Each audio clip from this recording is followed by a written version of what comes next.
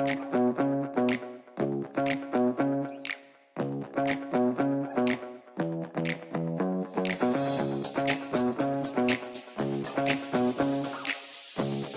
Fran Harper, and if I could go back and have a chat with my 30-year-old self, well, let's just say that conversation would be an interesting one. And if you're listening, the chances are you're ambitious, driven, and trying to figure out this wild ride we call life. And let me tell you, you're not alone. And that's why I bring on guests who've been through the highs, the lows, and everything in between, so we can all learn from their experiences. Today I have an incredible guest with me, Cheryne Blom. Cheryne Blom is a master coach, author of The Courage to Be You, podcast host, and founder of the Self-Mastery Hub, an online platform dedicated to self-inquiry, healing, and growth. With a passion for guiding others towards a life of calm, clarity, and courageous confidence, Cheryne helps individuals break free from outdated patterns, reconnect with their true selves, and create a life that feels deeply fulfilling. Drawing on extensive qualifications, an integrative toolkit, and her own transformative life experiences,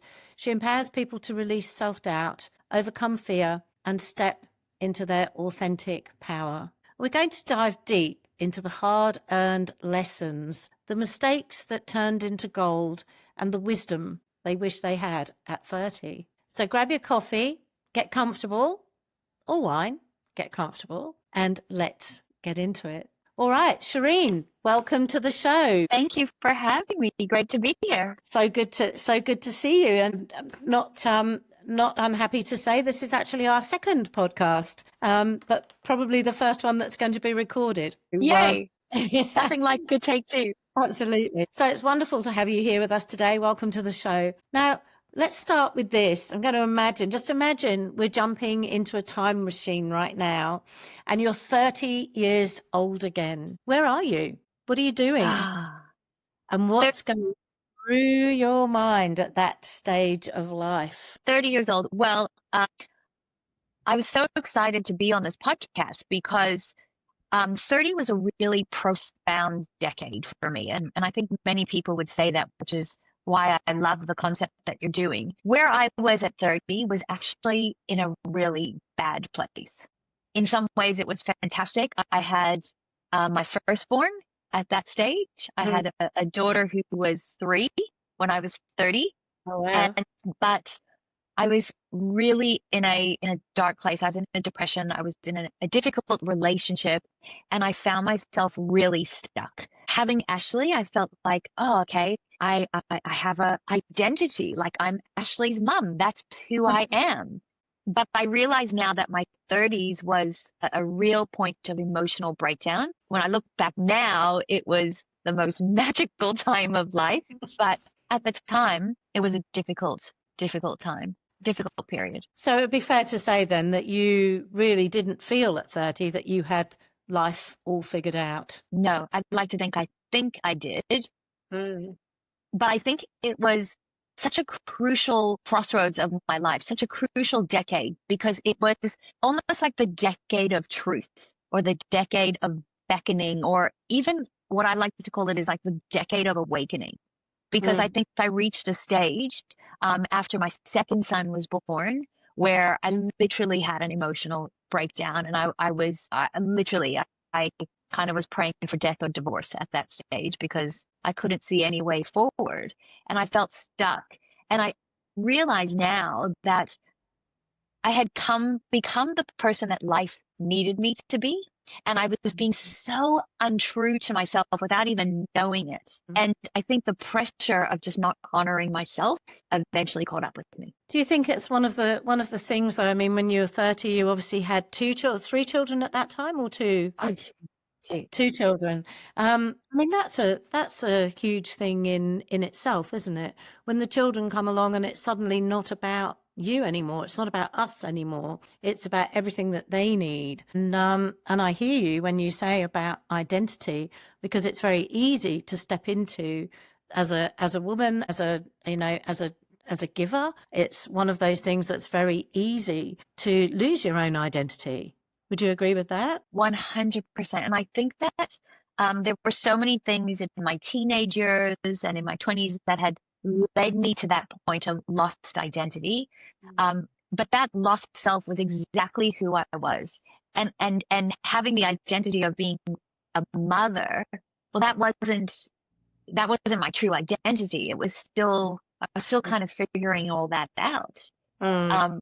But it was really that sense of lost self. Like now when I look back, I realized that there was a voice within myself calling, and Mm. my future was calling me. And that authentic self of you're not honoring yourself, that inner wise woman was actually kind of rearing her head, growing up, I guess. Yeah, 100%. And I think that growing up period when you're raising children, so you're tired, you're probably working, doing all the things.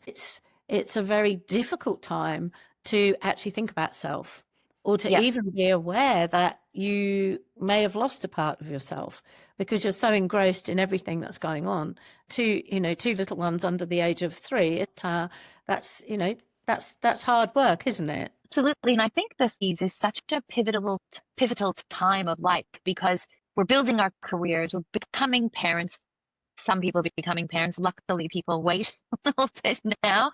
But, for then, I think of where I was running a business. I was in a relationship, trying to manage a household. I was getting to know myself as an adult in that early 30s and kind of post teenage years. And, and I think like every part of life hits you at 30. You've got this pressure from all angles.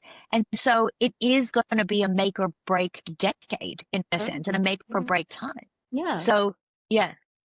And I think also like having kids, it's challenging in the sense that it's now you're forced to step into this ideal self and be the best version of yourself for their safety, for their thriving, for their development. And so, I think there was also an element that all of my stuff came up to be healed. Yeah. And of course, everything that comes up for us when we're trying to send our wisdom on to our young people, we don't want to do it wrong. We don't want to inflict anything on them that we may think have come, sort of from our own past. And I think we're pretty tough on ourselves about what we should be doing properly. And everyone has a different perspective on that. So it's pretty difficult to know. I mean, as I know, I always said, that our children don't come with a handbook. So we're learning at the same time. And you're quite right in saying that we're actually also learning to grow up ourselves. Our parents are it's no longer going back to our parents and saying, oh, can we do this or can't we do that? It's the time when you really are. You can probably get away with that to a certain extent in your 20s. But by the time you're 30, it is time to become an adult. Yeah. Time to get all together. And I think that, it's interesting because I think there's also an element where, like just this crashing of time, Yeah. And I realize now as well that I was conditioned by my upbringing, environment, whatever you want to call it, conditioned to be the good woman, to be a good wife, to be a good mother, to put everybody first. Yeah. I actually think that was what was causing the greatest conflict in me. Yeah. No, that's interesting. So thinking about that, I mean, looking back now, what's something that you were completely wrong about at 30? What was I completely wrong about? Well, I think it was that. I think it was that what makes a good woman, what makes me worthy, my worthiness and how I define my worth was all wrong. Yeah. And the thing is as well, it's about what defines a good woman compared to who, or by whose standards, by whose values, by whose beliefs, because those things as well, we're kind of, we're leaving the values that have been imposed on us as youngsters, and we're creating our own beliefs, which in turn will then build our own values. So it really is, as you said, it's a period of awakening. It's a period of challenging our previous belief systems. And I think I'm with you on that. I think I was completely wrong about that as well at 30. And I think if you're in that lost self, like if you don't really have that strong sense of knowing who you are, a strong sense of identity, then you have absolutely, like I wouldn't be able to have answered the question of what are my values? What are my character strengths? What is most important to Yeah, me? Like, I actually was completely disconnected yeah, yeah. to that self. And why do you think that was? What do you think was what was the overriding value that was driving you during those early 30s? Well, obviously, I didn't know it then, but what I know now is that what was driving me was a really chronic need of approval and to have a man in my life, and such a strong fear of abandonment. And I think that's why I've said, my stuff from my teenage years and the stuff from my 20s, like all of that came up for me then, and I had difficult, like, teenage years, Yeah. difficult time, like all my own father stuff came up and my abandonment stuff and all the trauma that I had been through. And Mm. like all of that, who I was at that time of 30 was a result of my trauma. It was Yeah. who I had become from all that pain. So it's kind of like I was the protection version of myself. Yeah. I was seeking safety. Yeah. And my safety was in all those things outside of myself. Yeah. And look, they say life is the best teacher, and sometimes the lessons come wrapped in all sorts of disaster and adversity. So let's talk about the biggest curveball that life has thrown at you, whether it was in business, relationships, or personal growth. What's one experience that at the time actually felt like the worst thing ever, but then has actually turned out to being really fundamental in what shaped you? Well, I got to a place just after my 30th birthday Mm-hmm. where I literally broke down. And it was so interesting because now I look back, I see all the little like pieces of the puzzle that were being put into place. And at the time I was offered a job. And what happened in that role was I was actually given financial freedom because I was in a relationship that was so controlling that I had lost my financial independence. And really, I mean, completely, when I say that I lost myself, at that stage, I was like a shell. And so gaining financial freedom almost gave me the wings and the confidence to say, I can do this. And so I literally made a decision, very impulsive decision. I mean, I'd sat with it and the contemplation of it for a few years. But then when I made the decision, I literally just pulled the plug and walked out of my marriage. And I walked out, I mean, just to paint you the picture, we were living in like a big 5-bedroom house at the time, indoor swimming pool, ideal location. Like literally people thought we were living the dream. Yeah. And I left with 8 boxes with $2,000 in my bank account and my 2 kids. And, when I look back now, I'm like, it just sounds crazy. It sounds so crazy. But there was such a strong force guiding me and it was almost like I was just being carried out of there and into my new life. And although the beginning of that time was so difficult, that was my the turning point in the hero's journey, as they say, where I literally it changed everything. And that was the time where I really started doing deep healing. It was the time where I came back to my studies, qualified as a life coach, started to build my own business, and life just completely opened up. And it was just such an amazing lesson of faith for me. And would you say that sort of the hardest part about that experience, then, listening to what you were saying, is that was actually making the decision, which, as you said, took a couple of years? And what do you think was the final straw? What was the final thing that actually you went, yep, this is like, no, I'm doing it. This is done. Oh my God. It sounds ridiculous now. It actually sounds ridiculous. This is the memory. There was obviously something else, but this is what the memory that has popped into my head. We were doing a renovation, and because that's what we did to avoid the tension between us, we just kind of buy household goods and renovate the property to make it look even more veneer. But we were doing the backyard, and I really wanted a particular color on the fence. I mean, it sounds kind of ridiculous. It actually sounds ridiculous because, like, I'm actually not really attached to things like that. Yeah. But it was always my way or the highway. I could never really voice my opinion. And it's like the craziest thing. Like, just I kind of reached a point of going, like, I just can't argue. If we Yeah. can't even discuss paint, like, Yeah. how can I do anything here?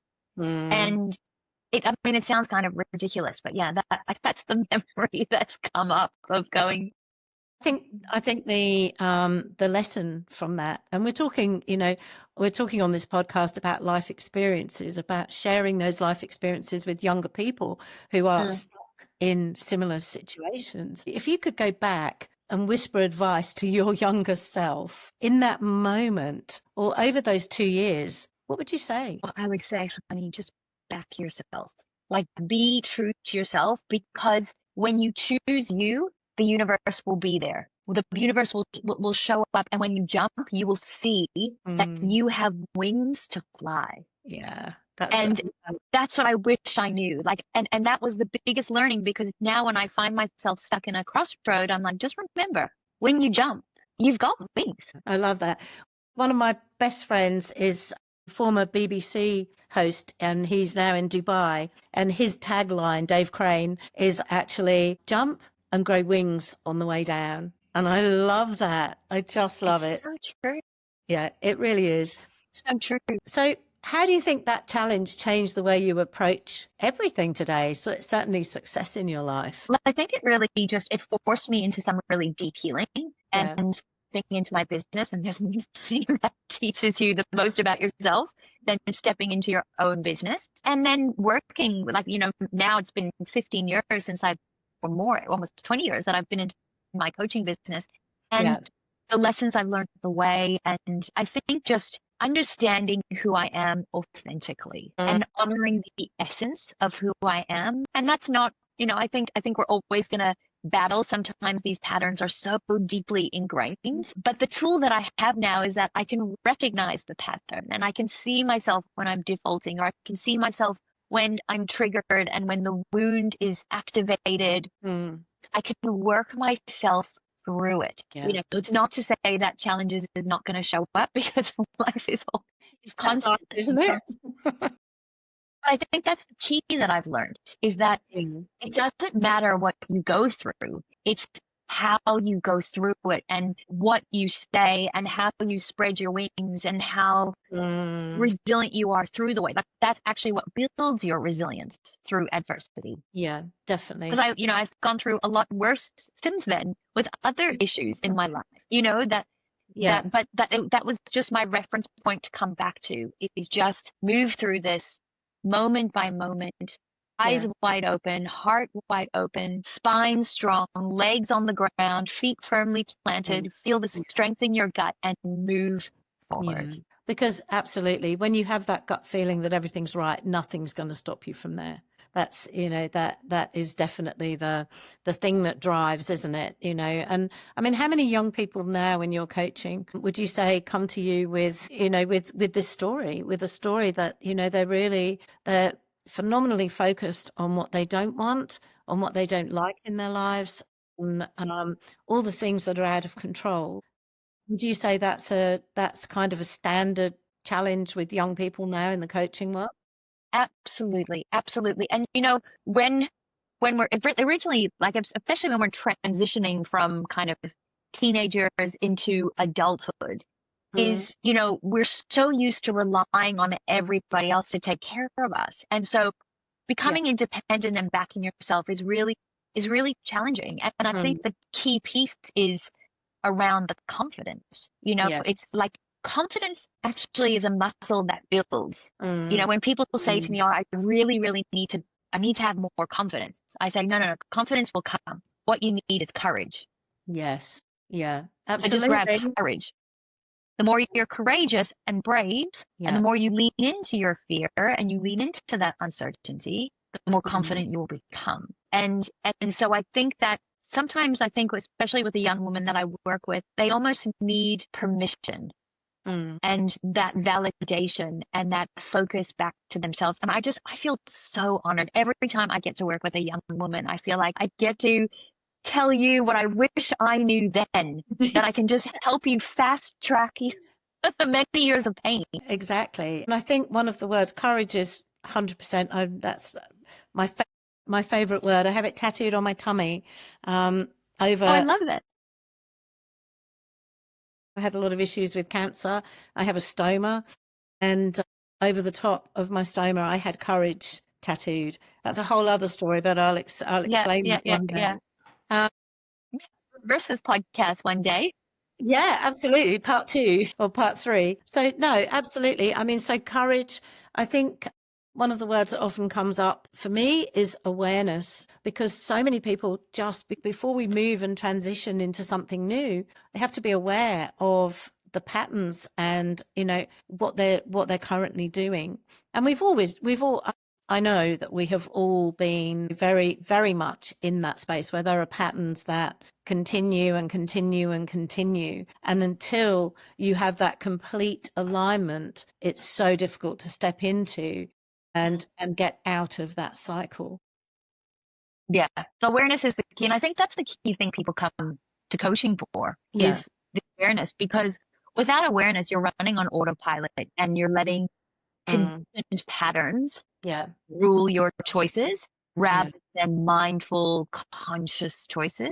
And I think what I would say when I started my journey was the one thing that I could never get over, and for probably about a year before I accepted that my life was my responsibility and that was my choice, was a tremendous sense of duty to everything, and just dislodging that, and, you know, duty to stay in a marriage, duty to the children, duty to my parents, duty to everything, duty to everything. But once I actually kind of managed to get through that, it was more, I was then able to be aware of the patterns I was running and all of those things, rather than really now look back on it and making excuses. But you still have to find those words. You have to find that alignment and things that are, that are just right for you, so that you know, as you did, that it wasn't the color of the fence that made the final decision. It was, you know, all of the other things, and it was actually nothing even outside of you, was it? No. And you know, I love what you're saying about courage, because, you know, I'm the challenge that we have running this month at the Self Mastery Hub is the people pleaser detox. And because that was the number one pattern that I hear from people. It's been my pattern as a chronic recovering people pleaser to break. But, you know, the key thing about courage is to realize that, you know, from all our childhood experiences and everything that we go through, whether they be extremely traumatic, even mildly, doesn't, you know, these patterns still build. And what happens is we build these safety habits, patterns that keep us safe, and people pleasing and being responsible for everybody else, and, you know, avoiding confrontation, and, you know, just showing up and keeping the peace. All of these things we do to keep us safe. And safety. So, like, there's a great line that we use in the challenge. Is like, these patterns are there to protect you, not perfect you. Nice. You know? I like that. Protect, not perfect. Fantastic. So let's get to the heart of the episode. What we're talking about is, you know, if you could give your 30-year-old self just 3 pieces of advice, what would they be? I would definitely say trust yourself. So trust yourself, which means listen to that voice inside, because you know some stuff. And that your intuition is your compass. So trust it. And I would say believe in yourself, like, which means just back yourself. Like, you will be given all the tools, and you will be given the resources, and everything will show up in the right time. So jump whenever you feel that calling. I love it. Is that 3? Have I Was let that you? 3? And I got there's a lot more that I'd say to her. I know, definitely. Brilliant. And I think in a nutshell, what I would say is accept yourself, celebrate yourself, like your quirkiness. You know, for so long I was like, oh, you know, I've been cursed with this hair and looks, and then I kind of like beat myself up, as opposed to going, you know, make what my perceived weaknesses, like, turn them into my strengths, and just be gentle with myself and accept myself, and rather than that, comparing myself to others or trying to be something I'm not. Exactly. I mean, the fear of judgment. I mean, it's so, it leads on to my next question. With that's so powerful, just being yourself, being comfortable with yourself.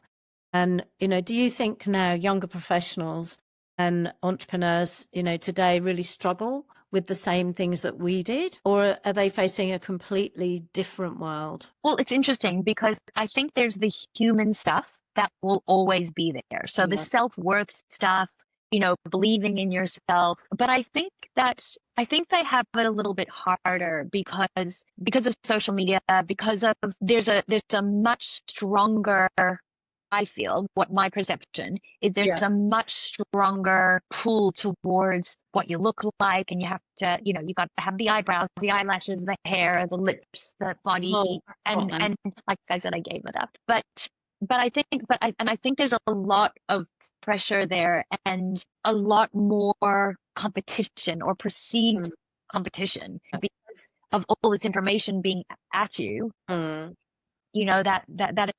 think there's a lot more pressure on young people today.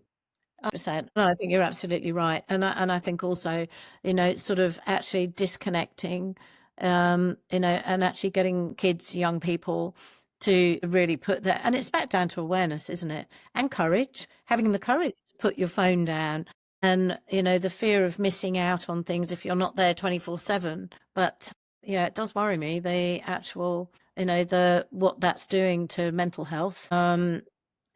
Always being connected and never having any downtime to reflect on, all the things that we're talking about. We had a lot of time to reflect on things. We weren't plugged into whether that was good or bad. I mean, but it just was different.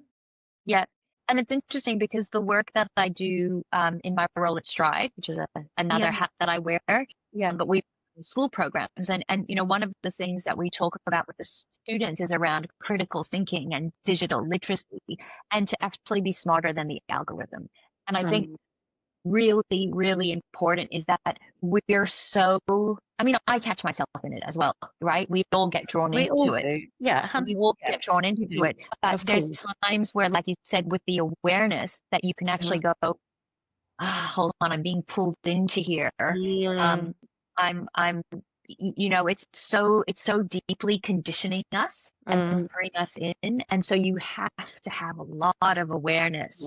A lot of awareness and that mindset to be able to go, hold on a minute, what's really going on here? No, definitely. And I think that's one of I'm going to be a little bit opinionated now, but it's my podcast, so I can. I think that's one of the things where parents need to really step up now and actually be in a situation where they are prepared to say no. Because when you've got 3 and 4-year-olds with iPads and goodness knows what, who sort of, really are in that, I mean, that just wasn't an era that we grew up in. I'm sure there was other things, but it wasn't, that disconnection, I think, is really, really important for the younger generation. Whether that will happen or not, who knows? And even like for parents to, have really open conversations, because it's the same thing about drugs and alcohol, right? We're not going to we're never going to win the war on drugs or alcohol, but we do have to have conversations around responsible drinking. And so you can do the same thing with social media, like I recently, like with the movie Adolescence, like the series that just came out, using that at, this is good leverage to start this conversation. So again, critical thinking is so important, and not to make it wrong, just to say, let's just talk about this. Let's just unpack it. Let's have an open conversation about it. I agree, 100%. So if you had to, what would you say the best advice was that you ever received, and who gave it to you? The best advice I ever received. I think the best advice I ever received was going to become a life coach, actually, and studying life coaching, because learning life coaching and then doing NLP. I mean, I just believe every single person in the world should do NLP. I know we talked about it before, because it, like, from that moment, I feel like a switch, like it dawned on me, and I've been awake ever since. And it, for me in that space, I found my purpose. And my true calling. So, that, like, and that advice came at such a random. That was I'd say that was probably going to be my best one. Yeah, I agree with you. I think the NLP side of things, I mean, I've had a very varied career and very successful career across the globe. But when I think my growing up time, which appears to have been quite later on in life, to actually take full responsibility for everything and to stop the cycles and the patterns was definitely getting involved with NLP. And I love how it reframes things. I love how it creates responsible and critical thinking and everything that goes with it. I think it's an incredible tool and a really incredible tool to be able to share with clients. I think that's fantastic. Brilliant. Okay. So we've covered the deep stuff. Now let's have a bit of fun. I'm going to hit you with some quick fire questions and, from one NLP to another, don't overthink these things. Just actually say, just come up with the first thing that comes to mind. So are we good for this? We're good to go. Awesome. What's the worst business or life advice you ever got? The worst business advice. I was trying to think about this. Or life advice. What's that? Or life advice? It's interesting. I think that there was a time where I was kind of being guided to go bigger. Like bigger is better. When I think about my business, I kind of went and opened a wellness center and kind of thought I had to be all these different things and spread myself in so many different ways. And I think that also I got lost in that as kind of going, what's my lane? Yeah. My lane. That kind of was another good piece of advice that I got. But I think thinking that I had to diversify and go big, I think that threw me. And where did you get that advice from? Who gave you that advice? It was actually at the time, it was coming from various people. If I go back to when I got it, it was coming from a coach that I was working with at that time. But again, I look back now and nothing is, I don't look back with any regret, because even at that time and the decisions that I met such amazing people and did such amazing. But I probably would have done things differently now. Yeah, that's good. As long as you learn from it. Isn't that you can't change what's happened in the past, but you can learn. Okay, yeah. That's one of my sayings, by the way. I don't say, not what are you going through, what are you growing through? Absolutely. That's a really good one. So if you could have lunch with any historical figure, who would it be? I would love to meet Jesus. I really would. I know that sounds kind of, what would Jesus say kind of thing. Yeah. Part of what I always think about is, the conflict that we have, the conflict around wars, the conflict around religion. I would just love to have some truths about certain things. Yeah. Wow. Love it. Yeah. Okay. And what's a guilty pleasure you refuse to apologize for?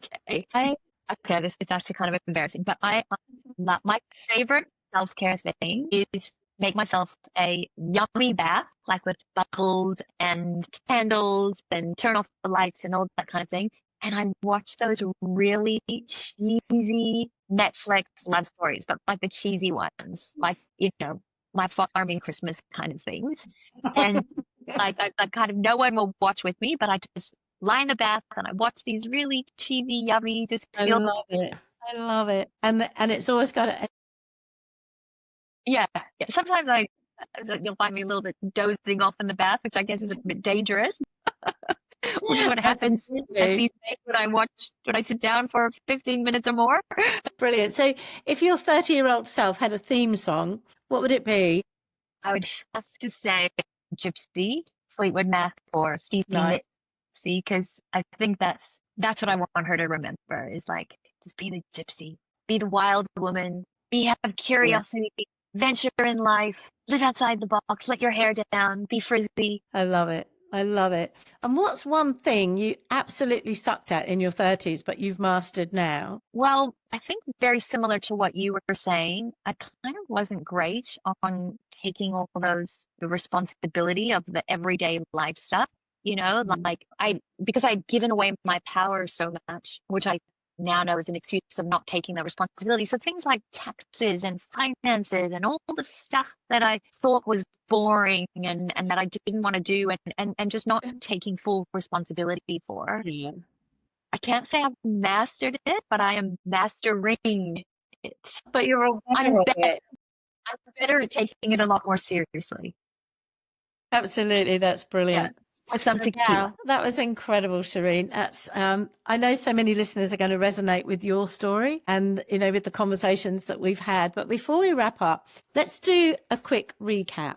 What's the single biggest takeaway you want people to remember from this conversation? I think the most important thing I'd love people is around that celebrate yourself. Like celebrate yourself, get to know yourself, get that awareness, really tune in and listen to that inner voice and inner calling because she's going to have her way someday anyway. So just listen and back yourself, back yourself. Just remember that you're going to be held, that you have everything that you need within you, and the universe is going to support you when you are in alignment. Lovely. I love that. And for everyone listening, here's my challenge to you. Take one thing from today's episode and apply it to your life this week. Maybe it's reaching out to someone who can mentor you. Maybe it's finally taking that leap you've been scared of, whatever it is. And you know what that is. Subscribe, leave a review, and share this with someone who needs to hear it. And if you have a question or a topic you want me to cover in a future episode, send me a message. I'd love to hear from you. Thank you so much, Cheryne Blom, for being my guest today. And to everyone listening, thank you for tuning in to What I Wish I Knew at 30. And remember, your best chapters are still ahead. So see you next time.